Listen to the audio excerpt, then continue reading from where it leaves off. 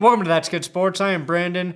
The Zeke Elliott Dallas Cowboys contract saga is finally over, and everyone who drafted Zeke in fantasy football can rest easy knowing he will be ready for week 1. Perna. That's right. It was confirmed that Zeke will play because Jerry always pays. Say what you want about the Cowboys, but they have a yacht ton of money and they are not afraid to spend it, even when it's not in their best interest. Basically like me at a liquor store on a Friday evening before a 3-day weekend. I have NFL news to deliver to your ears like an audible mailman today. The season kicks off Thursday night. More players are signing extensions. Antonio Brown's level of stupidity compounds every hour, and the Dolphins' team calendar may be the saddest thing in all sports. That's good sports.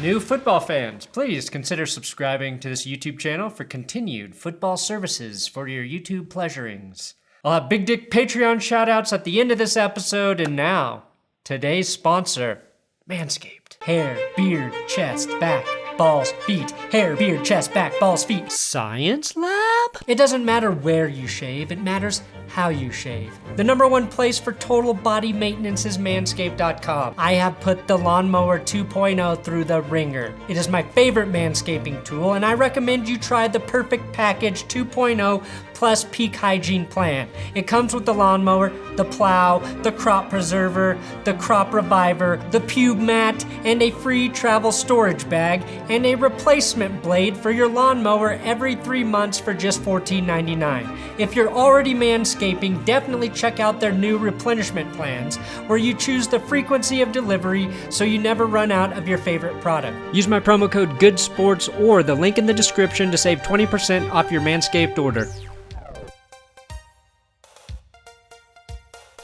This photo of the Eagles' offensive line has been brought to my attention by @IncogBrian. And as you may have learned from yesterday's video, there's really only one thing to say about this. This is literally the beginning of every porn I do not watch. Halloween is just around the corner though, and Party City finally has the costumes every kid has dreamed of. Terrifying patriotism. As part of our new Terrifying Patriotism line, you can be Zombie Uncle Sam, Abraham Frankenlincoln, or Eagles Dick Masks. What will it be, little Timmy? Dick Mask, Dick Mask, Dick Mask. Quarterback Jared Goff signed a 4-year extension with the Rams, a contract that's giving him $134 million on the 4-year extension with an NFL record $110 million guaranteed, just edging out Carson Wentz, who previously had it with $107 million guaranteed. So this means Goff will be with the Rams for 6 more years through the 2024 season. This should also put to bed the idea that the Rams think Goff is just a product of Sean McVay. My feelings, Goff is an above-average NFL quarterback. I think Carson Wentz is better than Jared Goff, but their career paths to $100+ million deals is weird. I mean, Joe Flacco had to win a Super Bowl to earn his money. Goff lost to the Patriots, and Wentz got hurt so Big Dick Nick could beat the Patriots, and Wentz hasn't even played a full season since his rookie year. Look, I like both quarterbacks. I'm glad they're getting paid, and I'm basically just saying this gives me hope. I don't ever want to be the best. I just want to be paid like the best. Also, Jared, $110 million could buy you anything you want, like 1 or 200,000 Beaten Goff shirts, or the exclusive rights to the phrase Beaten Goff. For $2 million, because you know taxes actually make it like $1.3 million, I will guarantee to retire saying dumb shit like, can the Panthers really beat Goff in the season opener? How long will the Rams hold out before someone beats Goff? Or how many times does Jeff Fisher need to beat Goff before falling asleep at night? That can all go away for just a little bit of money, Jared. Now, most watch Hard Knocks for the montage of Grudenisms, but I watch for the scoops, and on the final episode, we learned some extremely revealing information about John Gruden. That's right, we found out that he listens to Classic Vinyl and Hair Nation on SiriusXM. This isn't all that surprising, to be honest, but it made me wonder, which coaches listen to which channels? Bruce Arians probably listens to Real Jazz, Channel 67. Pete Carroll listens to Coffee House, Channel 14. And Bill Belichick listens to War Crimes, Channel 42, where you can hear the best sounds of the Geneva Convention being blissfully ignored. The best tracks like Genocide, Nuclear Holocaust, Chemical Warfare, and of course a little bit of Bon Jovi. Antonio Brown, he posted a letter from the Raiders to his Instagram account. It's a notification of the fines he received for missing days at camp, which they charged him the full amount for. And he responded by outing them and saying, "When your own team want to hate, but there's no stopping me now. Devil is a lie. Everyone got to pay this year, so we clear." Please, if you could explain to me what the fuck that means, I would appreciate it in the comments. I don't like Antonio Brown anymore, but I love what he's doing to the Raiders. It takes a very specific type of narcissism to bend over the only team truly willing to pay you far more than the skull-fuckingly massive migraine that comes along with your football talents. As Will Brinson pointed out on Twitter, Mike Mayock ain't no idiot getting lied to by the devil's rim-jobbing tongue. In fact, he is documenting all the bullshit AB is laying on them and will get out of having to pay Antonio Brown for conduct detrimental to the team if necessary. Brown already deleted this Instagram post because his agent probably told him he'd circumcise his entire life if he didn't remove it immediately.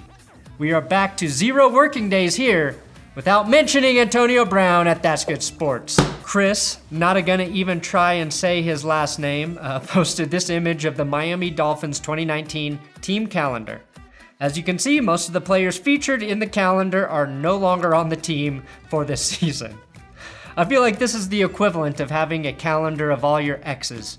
Each month is just a visual reminder of someone you once loved and now hate because they left you. Doesn't matter whose fault it was. They're gone. They're no longer in your life, and when you see their image, you feel like Antonio Brown's brain. A failure. The Cincinnati Bengals signed Gio Bernard to a 2-year, $10.3 million extension. I love me some Gio Bernard, but every time I had the chance to draft him in fantasy, I didn't because I thought he retired and that the fantasy app was trying to trick me. Bernard had 211 rushing yards last year and only about 200 more receiving yards to go along with that. Is that good enough for $5 million a year? Hell no, but this is the Bengals, and they only trust their own guys. And it only takes 6 years of dedicated service and under 5 arrests to get Mike Brown to open up his checkbook. Center Mike Pouncy signed a 1-year, $9 million extension with the Chargers, keeping him in LA through the 2020 season. Sure, there are 20 centers in the league better than him, but do that deal before Melvin Gordon's. The Cowboys signed tackle La'el Collins to a 5-year extension worth up to $50 million with $35 million guaranteed, which actually somehow created $5 million in cap space for this season. Why would they need that money? So Ezekiel Elliott could finally ink his contract, which happened. The Cowboys have taken care of Collins, Jalen Smith, and Ezekiel Elliott, which means the only ones left are Dak and Amari Cooper. And judging by Jared Goff's contract, Dak is going to be asking for roughly half of Jerry Jones' net worth, and, well, this is the gross part. He's going to want to French Jerry's glasses cleaner while Jerry watches with freshly cleaned glasses once a week. Crazy money make you do crazy things. Only one running back in NFL history has averaged more yards per game than Zeke in his first 3 seasons, and that was Jim Brown, 104.3 to 101.2. Off the field, Zeke has gotten way more mileage out of the Cowboys' legal team than Brown ever did out of Cleveland. Zeke agreed to a 6-year, $90 million extension. His full contract is now worth $103 million, and he gets about half of that guaranteed. Zeke is signed, but Melvin Gordon is not. The Chargers are reportedly asking for a first and a fifth round pick for Gordon, who held out for the entirety of training camp. They really should be asking specifically, though, for whichever picks the Texans still have left, if they're serious about trading Gordon. If I was the Chargers, and if I was Phil Rivers in one of my last years, I would really want Melvin Gordon in the backfield. They shouldn't be fucking around this year. Sorry, they shouldn't be fricking around this year. I'm Philip Rivers in this hypothetical, remember? Gosh, I'm suddenly so horny, but not for that dirty sex. I want lovemaking that results in the gift of life for this world to embrace the way a bolo tie embraces my neck. That's better. Everyone who took Melvin Gordon in fantasy this year is waiting to see where he ends up. He did follow the Eagles, Raiders, 49ers, and Falcons on Instagram, but only because he thought those were the teams in the AFC West. Might be a reason the Chargers don't want him back. And to be honest, those teams don't even make a lot of sense for Melvin Gordon. Even the Niners, without Jerick McKinnon now, still have 3 really good running backs on the roster. It seems like most teams have a decent enough running back, except maybe the Chargers. Maybe they can just go to couples therapy and work this all out together. Good running backs are still important in the NFL. Just because teams have exploited their rookie contracts and move on from them after running the piss out of them, doesn't mean guys like Gordon don't deserve to get paid after outperforming their contract. Basically, the NFL is Jason Kelce, and running backs are the Eagles' masks. I don't know what the Chargers are doing. You can't say, sorry, Melvin, we don't value you enough to give you a fair raise, and then say to the rest of the NFL, we value Melvin Gordon a lot and want a first and fifth round pick for him because he's like super valuable. As my friend TJ Carpenter pointed out on Twitter, you always wait to vilify a player until after you floated his name out in trades. Which is true. That's what the Cowboys did. LA should have been like, we offered Gordon quarterback money, fully guaranteed, and he spat in our face, showed us nude pics of our wives with the Eagles offensive line, and kneeled on a flag and said the Bible was fiction. We want him here, we just don't think it's gonna work out for us. Which seems dumb for a team that can't get its own fans to show up at games, and now they try and nickel and dime a guy who actually doesn't mind playing for an away crowd every game of the year? But I support your stupidity, Chargers, just like I support it for the Raiders. And my Big Dick Patreon shoutouts are for the glove didn't fit upping to $10. Worthless pieces of fuck incorporated. $100 guy donating $5. Okay, fair enough. Wolfgang. And then Ryan Shore deleting, instantly regretting that he deleted his donation and redonating $5. Thule, Old AG, and Angelo started this for Perna FYTB. Thank you guys very much for your Patreon donations. You can support this channel on Patreon, patreon.com/ThatsGoodSports. Thanks for watching another episode of That's Good Sports. Please subscribe here on YouTube. I'm on Twitter, Instagram, @BrandonPerna. Follow @WillKey6 on Twitter. He helps me write football stuff here. He's got some great tweets to go along with his writing help for me. What the hell's gonna happen Thursday Night Football?